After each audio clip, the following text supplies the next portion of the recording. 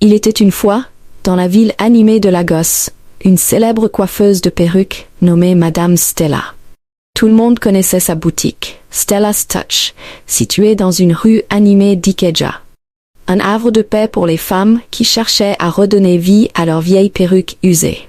La réputation de Madame Stella était inégalée, car son habileté à transformer des perruques fatiguées en chefs-d'œuvre attirait des clients de partout. Des femmes de tous horizons lui faisaient confiance pour leurs perruques, car elle jurait par son travail, affirmant que leurs perruques semblaient neuves après une seule visite dans sa boutique. Madame Stella se distinguait comme la meilleure dans le domaine de la rénovation de perruques dans l'État.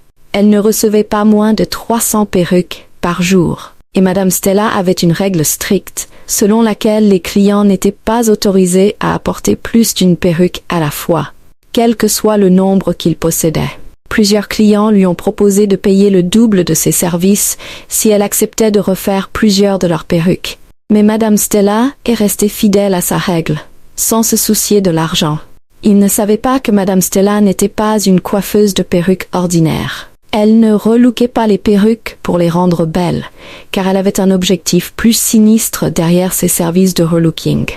Un jour, une cliente, nommée Amara, a déposé sa perruque préférée pour la relooker. C'était une vieille perruque chère qu'elle chérissait depuis des années. 3 jours plus tard, lorsqu'elle est revenue chercher la perruque, Madame Stella la lui a remise dans un sac noir, lui rappelant sa deuxième règle. N'ouvre pas le sac avant d'être rentrée chez elle. Amara a obéi, mais au moment où elle a ouvert le sac à la maison, elle a senti un frisson lui parcourir le dos. À ce moment-là, un appel est arrivé pour lui dire que le contrat qu'elle poursuivait depuis des mois venait d'être approuvé. Amara n'en croyait pas ses oreilles. Elle regarda la perruque et eut le sentiment que la perruque lui avait porté chance. Amara était si ravie. Elle raconta à ses amis ce qui s'était passé, et bientôt, toutes ses amies, excitées par son succès, affluèrent chez Stella's Touch avec leurs perruques. Elle croyait que Madame Stella avait un toucher magique qui apportait la bonne fortune à ses clientes. La nouvelle se répandit rapidement et l'entreprise de Madame Stella prospéra encore plus. Les femmes chuchotaient dans les salons et même lors des réunions d'église sur la façon dont leurs perruques relookées de Stella's Touch changeaient leur vie. Chaque client recevait une nouvelle époustouflante dès qu'il ouvrait son sac de perruques à la maison, leur faisant croire que Madame Stella était bénie par la chance. Chaque jour, la file d'attente devant la boutique de Madame Stella s'allongeait, tandis que des mondains, des commerçants, des banquiers et même des étudiants en difficulté lui apportaient leurs perruques, espérant renverser la situation. Madame Stella acceptait chaque perruque avec le sourire, rappelant à ses clientes ses règles strictes. Une perruque à la fois, disait-elle, tandis que les gens déposaient leurs perruques dans le panier dans le coin de sa boutique. Il ne savait pas que Madame Stella avait un secret que personne ne pouvait imaginer. Chaque soir, après la fermeture de la boutique, Madame Stella se retirait dans l'arrière-salle. Cet espace était rempli de bols d'eau rouge sang, chacun brillant faiblement dans l'obscurité. Elle prenait les perruques déposées par ses clients et exécutait un rituel secret. Elle trempait chaque perruque dans les bols tout en chantant dans une langue ancienne. Pendant qu'elle chantait, les esprits de l'eau se réveillaient et s'attachaient aux perruques. Ces esprits étaient puissants et avaient la capacité d'apporter la bonne fortune à quiconque les portait. Cependant, la fortune ne dura qu'un certain temps avant que les esprits ne déchaînent le chaos sur eux, les rendant inutiles à vie. Amara, ravie de la bonne chance dont elle avait bénéficié après avoir porté sa perruque relookée, retourna à Stella's Touch avec ses amis, qui étaient tous impatients de vivre la même magie qu'elle. Madame Stella les accueillit chaleureusement, acceptant leurs perruques et leur rappelant ses règles.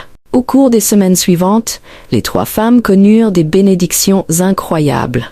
Amara fut demandée en mariage par un milliardaire qu'elle avait rencontré lors d'un de ses voyages d'affaires. Elle reçut également d'énormes cadeaux financiers de sa part, ainsi qu'un manoir et plusieurs voitures de luxe. Amara devint l'envie de tous, alors qu'elle savourait sa nouvelle vie. Les mois passèrent, et un jour, Amara rentrait du travail lorsqu'elle rencontra un mendiant assis au bord de la route, mendiant de la nourriture. Amara décida de donner de l'argent au mendiant, mais fut choquée par ce que le mendiant fit en retour. Le mendiant, qui semblait extrêmement affamé et fatigué, lui rendit son argent en disant que l'argent portait une obscurité qu'elle ne pouvait accepter. Amara fut tellement surprise. Elle lui demanda à ce qu'elle voulait dire par sa déclaration, mais le mendiant la regarda avec ses yeux perçants qui semblaient bien plus vieux que son corps frêle. « Tu as été touché par des esprits venus des profondeurs, » dit-elle à voix basse, en s'éloignant, laissant Amara sous le choc. Amara sentit son cœur s'emballer. Elle essaya de rejeter les paroles du mendiant comme des absurdités, mais son regard obsédant persista dans son esprit longtemps après son départ. Cette nuit-là, alors qu'Amara se couchait, elle commença à se sentir agitée. Sa tête brûlait d'une manière qui l'empêchait de dormir. Amara resta éveillée toute la nuit, réfléchissant à ce qui n'allait pas. Au matin, elle était assise seule dans son salon, les yeux lourds, quand soudain, elle se retrouva dans les profondeurs de l'océan, luttant pour respirer. Amara ne comprenait pas comment c'était possible. Elle savait qu'elle était assise dans son salon, mais là, elle s'enfonçait de plus en plus profondément dans l'océan, incapable de respirer. Amara se débattait, comme si elle essayait de lutter contre la force invisible qui l'entraînait dans les profondeurs de l'océan. Ses poumons brûlaient alors qu'elle haletait pour respirer, mais l'eau salée remplissait sa bouche. Alors qu'elle pensait que sa vie était terminée, elle se réveilla, trempée de sa propre sueur. Elle était sur le sol de son salon, haletant pour respirer et se demandant ce qui avait pu se passer. Ce n'était qu'un rêve, se dit-elle, alors que son cœur battait la chamade. Au fond d'elle-même, Amara savait que c'était plus qu'un rêve. Ce même matin-là, elle arriva à son bureau, impatiente de fêter le dernier contrat qu'elle avait signé, lorsque son téléphone sonna. Amara décrocha l'appel, et l'interlocuteur à l'autre bout du fil dit quelque chose qui lui fit froid dans le dos. « Tu as pris ce qui ne t'appartient pas. Maintenant, c'est à mon tour de tout prendre. » L'appel se termina brusquement, laissant Amara secouée par les mots prononcés. Quelques instants plus tard, Amara reçut un email l'informant que la société qui venait de signer un contrat avec sa société s'était retirée pour des raisons imprévues. Amara n'en croyait pas ses oreilles. L'appel qu'elle avait reçu plus tôt se rejoua dans son esprit, et Amara comprit que la personne, quelle qu'elle soit, avait quelque chose à voir avec ce qui venait de se passer. Elle essaya donc de rappeler le numéro et se rendit compte qu'il n'y avait aucun numéro dans son journal d'appel. C'était comme si elle n'avait jamais reçu l'appel, et Amara n'en croyait pas ses yeux. Elle est rentrée chez elle ce soir-là et s'est rendue compte que sa maison avait été scellée par la police. Amara a essayé de comprendre ce qui se passait, et on lui a dit que son petit ami milliardaire était impliqué dans des activités frauduleuses, et que tous ses biens, y compris les maisons et les voitures qu'il lui avait données, devaient être saisis en attendant le résultat de leur enquête. Amara s'est retrouvée sans domicile à ce stade. Elle a appelé ses amis, qui semblaient tous traverser une crise ou une autre, qui les empêchait de l'aider. Amara était bloquée. Elle est retournée dans son ancien appartement, espérant se rendre à la banque le lendemain matin pour retirer de l'argent. Alors qu'elle dormait cette nuit-là, Amara s'est retrouvée à nouveau en train de se noyer dans les profondeurs de l'océan. Cette fois, sa tête était lourde comme si elle portait une lourde pierre sur la tête. Elle s'est réveillée quelques heures plus tard avec un mal de tête lancinant. Amara ne pouvait pas détourner son esprit de tous ces événements étranges. Elle est arrivée à la banque plus tard dans l'après-midi et s'est rendue compte que son compte bancaire était vide. Après une enquête approfondie, la banque a révélé qu'il n'y avait aucune trace d'argent sur son compte. Amara n'en croyait pas ses oreilles. Les millions qu'elle avait sur son compte avaient mystérieusement disparu, et Amara ne pouvait s'empêcher de paniquer. Elle se tenait là, ne sachant pas quoi faire, lorsqu'un appel est arrivé sur son téléphone. C'était son oncle qui l'appelait pour l'informer que sa mère et son frère étaient morts. Amara s'est figée en entendant la nouvelle. Elle a demandé comment c'était possible, et son oncle lui a révélé que sa mère et son frère dormaient et ne s'étaient pas réveillés. Amara était tellement dévastée. Elle s'est assise sur le sol en marbre froid de la banque, essayant de traiter cette révélation choquante, tandis que son esprit se bousculait de questions. Comment tout ce pourquoi elle avait travaillé avait-il pu disparaître sans laisser de traces? Le directeur de la banque, bien que sympathique, ne pouvait rien faire pour l'aider. Amara a quitté la banque en se sentant impuissante et vaincue. Sans argent, Amara décida de retourner dans son ancien appartement, ombre de la femme qu'elle était autrefois. Son esprit autrefois vif était désormais alourdi par les malheurs accablants auxquels elle avait été confrontée. Elle avait tout perdu et ne pouvait pas croire à quelle vitesse les choses s'étaient effondrées après avoir atteint un tel niveau de succès. Amara commença à penser aux paroles du mendiant et aux rêves qu'elle avait faits. Elle réalisa que tout avait commencé à s'effondrer après avoir récupéré sa perruque auprès de Madame Stella. Elle était déconcertée de voir comment quelque chose qui semblait autrefois lui apporter une fortune incroyable était maintenant devenu la racine de sa plus profonde misère. Amara resta assise en silence, reconstituant la chaîne des événements. Les mots obsédants du mendiant commencèrent à résonner dans son esprit. « Tu as été touché par des esprits des profondeurs. » Amara savait à ce moment-là que sa fortune était trop belle pour être vraie. Et maintenant elle en payait le prix. Déterminée à découvrir la vérité, Amara décida d'affronter Madame Stella.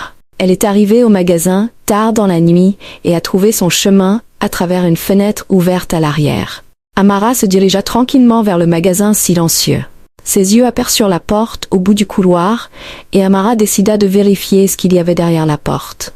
Elle s'approcha de la porte et réalisa qu'elle était légèrement ouverte. Alors Amara jeta un œil à travers la porte et vit quelque chose qui lui fit froid dans le dos.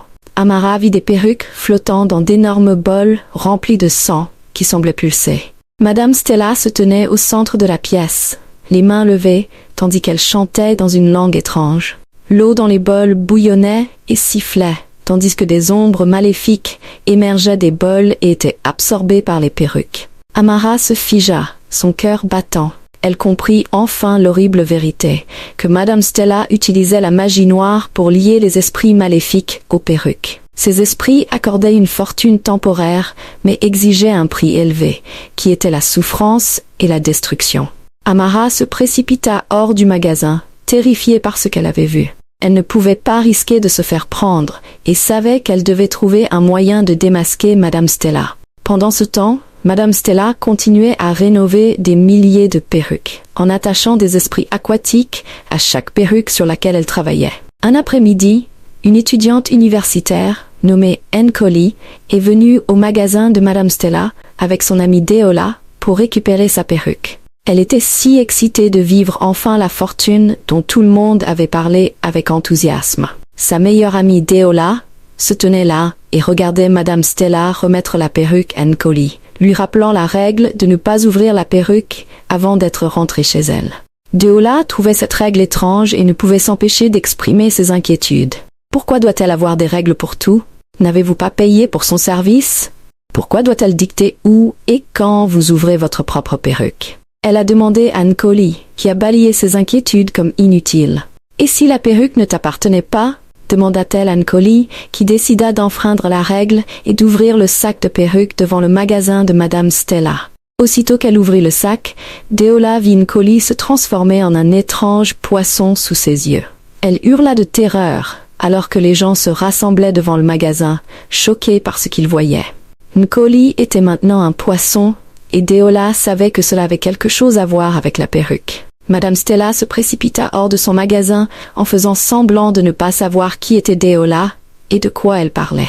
Après tout, Deola n'était pas sa cliente, et Madame Stella savait qu'elle pouvait utiliser cette technicité pour éviter toute forme de suspicion. « Vous n'êtes pas ma cliente, jeune fille, dit calmement Madame Stella, en accusant Deola d'essayer de saboter son entreprise. Deola resta là, frustrée, incapable de convaincre les gens de ce qui s'était passé. Elle regarda son amie Nkoli lutter pour rester en vie. Elle était maintenant un poisson, et Deola ne savait pas quoi faire. Elle a immédiatement appelé la sœur de Nkoli au téléphone, lui expliquant tout ce qui lui était arrivé.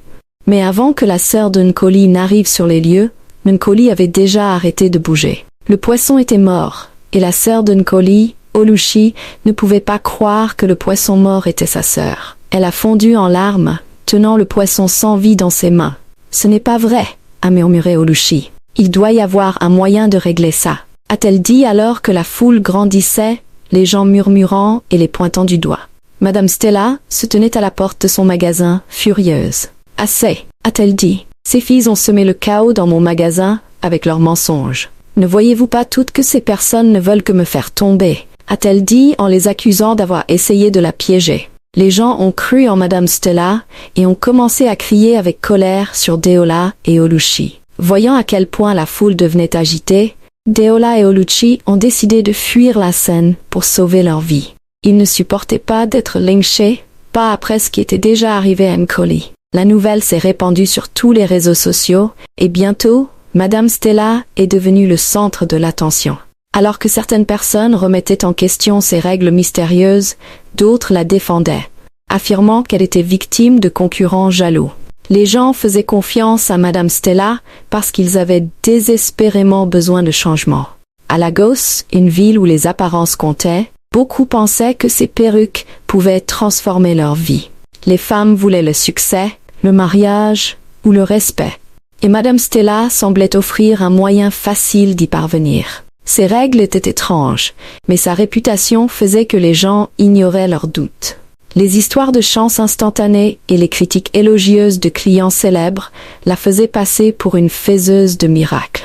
La pression pour avoir une belle apparence, réussir et répondre aux attentes de la société était si forte que personne ne remettait en question ses méthodes. Pour eux, Madame Stella ne réparait pas seulement des perruques, elle réparait des vies. Des vidéos de Nkoli, transformées en poisson, ont commencé à circuler, et les gens avaient du mal à croire qu'une fille se transformait en poisson. Ils pensaient que tout cela était une mise en scène de ses concurrents pour la faire tomber. Et Madame Stella est devenue plus populaire qu'avant. Sa boutique, Stella's Touch, est devenue une sensation nationale, car les commandes affluaient non seulement de Lagos, mais de tout le pays. Des célébrités et des personnalités influentes ont publiquement approuvé ses services, affirmant que ces perruques leur avaient apporté une fortune incroyable. Madame Stella est apparue dans des émissions de télévision, rejetant avec assurance les accusations comme étant des rumeurs sans fondement. Elle s'est décrite comme une femme travailleuse injustement ciblée par la jalousie. Avec un sourire charmeur, elle a gagné des millions de partisans, qui ont assuré la prospérité de son entreprise malgré le scandale. Mais au fil des mois, plusieurs femmes ont commencé à connaître la malchance dans leur vie. Elles n'ont pas osé s'exprimer, voyant le type de soutien que Madame Stella avait reçu de la part de célébrités et de femmes influentes du pays. Pendant ce temps, Deola et Oluchi refusaient de laisser l'affaire en suspens. Ils étaient déterminés à découvrir la vérité sur Madame Stella et à exposer ses activités maléfiques. La mort de Nkoli pesait lourdement sur leurs esprits, et ils savaient que Madame Stella n'était pas la femme innocente qu'elle prétendait être. Ils ont commencé leur enquête en contactant d'autres clients de Madame Stella, en se faisant passer pour des journalistes travaillant sur un reportage sur le secteur de la beauté. Au début, de nombreux clients étaient réticents à parler, louant le travail de Madame Stella et affirmant qu'ils n'avaient rien à redire. Cependant, alors que Deola et Oluchi creusaient plus profondément, ils ont découvert un schéma d'événements étranges chez certaines femmes. Une femme, qui souhaitait rester anonyme, a révélé qu'après avoir porté sa perruque relookée, elle a connu un mois de chance incroyable. Elle est tombée enceinte après 20 ans de mariage. Son mari, qui était malade depuis des années, a miraculeusement retrouvé la santé. Elle était si heureuse que sa vie prenne enfin un tournant pour le mieux, quand soudain, tout a basculé. Son mari, qui était maintenant en pleine forme, s'est effondré et est mort sous ses yeux. Le jour même où elle a perdu sa grossesse. Elle a également décrit des cauchemars intenses de noyade dans l'océan la nuit. C'est comme si quelque chose m'avait maudite, a-t-elle dit, en montrant sa perruque, qui se trouvait maintenant dans un coin de sa chambre. J'ai essayé de détruire la perruque, mais à chaque fois que j'essaye, elle réapparaît dans ma garde-robe le lendemain matin, complètement intacte, a déclaré la femme, la voix tremblante. J'ai l'impression d'être piégée avec elle, que je ne sais pas quoi faire. Deola et Oluchi ont soigneusement documenté son histoire, lui assurant qu'ils travaillaient à découvrir la vérité et trouveraient un moyen d'arrêter Madame Stella. Une autre femme, Nkem, a partagé avec eux son étrange expérience. Elle cherchait désespérément un mari et a décidé de relooker sa perruque avec Madame Stella suite à toutes les critiques positives qu'elle avait entendues. Nkem raconte comment, après avoir porté sa perruque relookée, sa vie a semblé changer pour le mieux. Elle a rencontré un homme riche qui l'a demandé en mariage quelques semaines plus tard. Ils ont eu un grand mariage et elle est devenue le sujet de conversation de la ville. Cependant, son bonheur a été de courte durée, car son mari a commencé à agir bizarrement un mois après leur mariage. Il est devenu distant et a commencé à parler dans son sommeil, marmonnant à propos d'esprits de l'eau et de malédiction. Nkem a essayé de l'ignorer jusqu'à ce qu'une nuit, elle se réveille et trouve son mari debout au bord de leur piscine, regardant dans l'eau. J'ai essayé de l'arrêter, a déclaré Nkem, les larmes aux yeux. Mais il a sauté dans l'eau et je n'ai pas pu le sauver. Il s'est noyé sous mes yeux. Après la mort de son mari, la vie de Nkem a dégénéré. Ses beaux-parents l'ont accusée de sorcellerie et l'ont forcée à quitter la maison. Elle s'est retrouvée sans abri, avec rien d'autre que sa perruque relookée, dont elle ne semblait pas pouvoir se débarrasser. Chaque fois que j'essaie de la brûler ou de la jeter, elle me revient, dit-elle en montrant à Deola et Oluchi la perruque qui avait ruiné toute sa vie. Deola et Oluchi ont documenté l'histoire de Nkem aux côtés des autres, de plus en plus déterminées à dénoncer Madame Stella. Elles ont remarqué un schéma. Chaque femme qui portait une perruque de Stella's Touch a connu une brève période de fortune inimaginable, suivie d'un malheur dévastateur, lié à des incidents liés à l'eau et à des cauchemars. En sortant de la maison de Nkem, elles sont tombées sur la même mendiante qui s'était approchée d'Amara il y a quelque temps. La mendiante, reconnaissant qui elles étaient, les a arrêtées pour leur raconter son histoire. Elle a été la première cliente à qui Madame Stella a ruiné la vie et l'a transformée en mendiante. Depuis des années, elle cherche un moyen de détruire Madame Stella, connaissant le genre de pouvoir qu'elle possède. La pauvre mendiante leur révéla qu'elle était autrefois une femme très riche, possédant des affaires à la fois locales et internationales. Madame Stella l'a approchée un jour au centre commercial, prétendant être coiffeuse. Elle l'a suppliée de lui donner un essai, promettant de transformer sa perruque en un chef-d'œuvre. Elle accepta, voyant dans l'insistance de Madame Stella un signe de désespoir sincère pour le travail.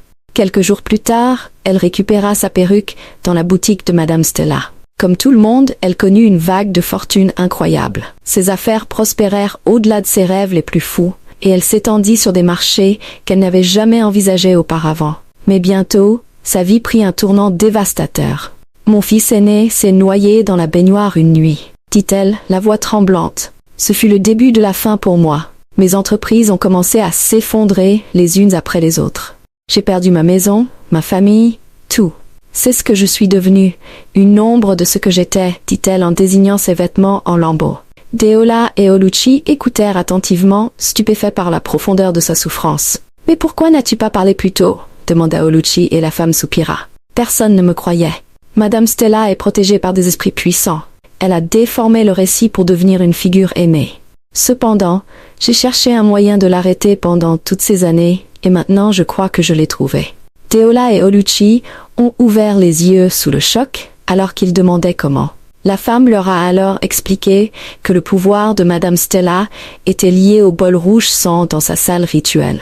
Ces bols contenaient des esprits de l'eau. Détruire les bols romprait sa connexion avec les esprits et la rendrait impuissante. Cependant, les esprits ne se laisseraient pas faire sans se battre. Ils protégeraient leur maître à tout prix. « Mais quand cela arrivera, je vous dirai à tous les deux ce qu'il faut faire, » leur dit-elle, les informant qu'ils devaient mettre un terme à son mal ce soir. « Ce sera dangereux, » prévint-elle, révélant que c'était le seul moyen de l'arrêter. Deola et Oluchi se regardèrent. Elles étaient terrifiées, mais savaient qu'elles devaient faire tout ce qu'il fallait pour la faire tomber. Quand la nuit est venue, les trois femmes se sont dirigées vers le magasin de Madame Stella. Elles ont attendu que le magasin ferme et se sont faufilées par la porte arrière. En marchant doucement, elles ont entendu un bourdonnement provenant de l'arrière-salle et ont su que Madame Stella accomplissait maintenant ses rituels. Elles se sont approchées de la pièce en silence et ont aperçu Madame Stella, dont les mains étaient maintenant levées alors qu'elle chantait dans une langue étrange. Autour d'elle se trouvaient des bols remplis de perruques flottantes qui leur faisaient froid dans le dos. Le mendiant, voyant à quel point Madame Stella était distraite, s'est précipité vers le plus grand bol au centre de la pièce et a pulvérisé de l'eau bénite dans les bols. Les bols d'eau ont commencé à bouillonner violemment. Des ombres maléfiques ont émergé des bols et se sont précipitées vers elle, ce qui leur a rendu la respiration difficile. La mendiante, à ce moment-là, hurla à haute voix en disant « Ces esprits n'ont aucun pouvoir sur ceux qui les rejettent. Rejetez-les maintenant et ils s'enfuiront, » dit-elle alors qu'ils commençaient tous à rejeter les esprits. De manière choquante, les esprits les lâchèrent et Madame Stella hurla de frustration, essayant de reprendre le contrôle. « Alors, tu es venu pour me ruiner ?» dit Madame Stella, sa voix remplie d'une colère extrême. La mendiante lui parla en disant « Tu m'as donné la bonne fortune au début, tout comme tu l'as fait à ces femmes, mais ça n'a pas duré. Tout ce pourquoi j'ai travaillé s'est transformé en cendres. Mon entreprise s'est effondrée, ma famille m'a abandonnée et je me suis retrouvée sans rien. J'ai été maudite terrée dans les rues, me nourrissant de restes, tandis que tu prospérais grâce à la souffrance des autres. Madame Stella rit moqueusement. Et pourtant, te voilà toujours en vie. Un cafard têtu, accroché à la vie. Personne ne te croira jamais. Ils m'aiment et m'adorent. Pour eux, vous n'êtes rien d'autre que des fauteurs de troubles envoyés pour me faire tomber. Mais avant qu'elle ne puisse prononcer un autre mot, Amara, qui se cachait dans un coin et regardait tout ce qui se passait, s'avança, son téléphone à la main. Personne ne savait qu'elle était là, car Amara était arrivée au magasin de Madame Stella quelques instants avant leur arrivée, dans l'espoir de confronter Madame Stella. Cependant, lorsqu'elle les entendit entrer, elle était tellement terrifiée qu'elle se cacha dans un coin. Toute la rencontre était diffusée en direct et Madame Stella n'en croyait pas ses yeux. Des milliers de personnes étaient dans leur maison à regarder son mal se dérouler. À ce moment-là, Madame Stella poussa un cri très horrible, tandis que les esprits de l'eau la maîtrisaient et la traînaient dans le plus grand bol au centre de la pièce. Le bol commença à briller vivement, pulsant comme un battement de cœur, tandis que le corps de Madame Stella était absorbé par l'eau. Ses cris résonnèrent dans la pièce, puis s'arrêtèrent immédiatement. Tous les bols se fissurèrent et se brisèrent, tandis que l'étrange liquide qu'ils contenaient s'évaporait instantanément. L'endroit entier tomba dans un silence complet, tandis que les esprits autrefois asservis par Madame Stella disparaissaient sous leurs yeux.